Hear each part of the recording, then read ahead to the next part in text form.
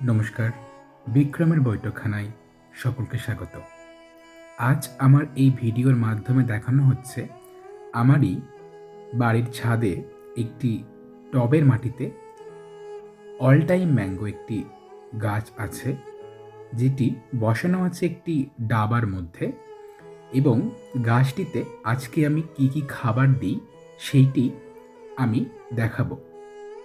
খাবার দেওয়ার আগে গাছের চারিপাশে ভালো করে মাটি খুঁড়ে নেওয়া হয়েছে। খাবার হিসেবে আমি প্রথম যেটা নিয়েছি সেটা হচ্ছে বাড়িতে রান্না করা ভাত, যে ভাত আমরা খাই সেই ভাত,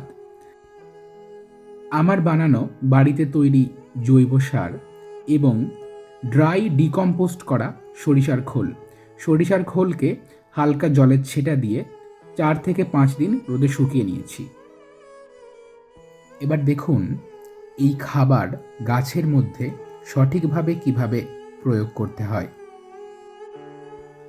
ভাত এমনই একটা খাবার, বিশেষ করে ফলের গাছের ক্ষেত্রে গাছে সঠিকভাবে প্রয়োগ করলে সেই গাছের ফলের রস এবং স্বাদ অনেক মাত্রায় বেড়ে যায়। টবের মাটিতে আগে থেকে খাল করে রাখা জায়গাটির মধ্যে ভাত দিয়ে দিচ্ছি। এই ডাবাটির মধ্যে 2 থেকে 4 চামচ পরিমাণে ভাত দিলেই যথেষ্ট। এবং ভাত দেওয়ার পর আমারই তৈরি বাড়িতে জৈব সার যেটি বানিয়েছি, নিমখোল, চা পাতা, ভার্মি কম্পোস্ট এবং কলার খোসা গুঁড়ো, এই কটি উপাদান দিয়ে এটি 1 গ্লাস পরিমাণ গোটা টবের মাটিতে দিয়ে দিলাম। এরপর 2 থেকে 3 চামচ ড্রাই ডিকম্পোস্ট করে রাখা সরিষার খোল টবের মাটির মধ্যে ভালো করে চারিধার বেয়ে দিয়ে দিচ্ছি। সমস্ত খাবার দেওয়া হয়ে গেলে একটা খুরপির সাহায্যে টবের মাটি ভালো করে খাবারের ওপরে ঢেকে দিতে হবে, যাতে খাবার বাইরে বেরিয়ে না থাকে। এই খাবারগুলির মধ্যে থেকেই গাছ তার প্রয়োজনীয় পুষ্টি উপাদান সংগ্রহ করে নেবে।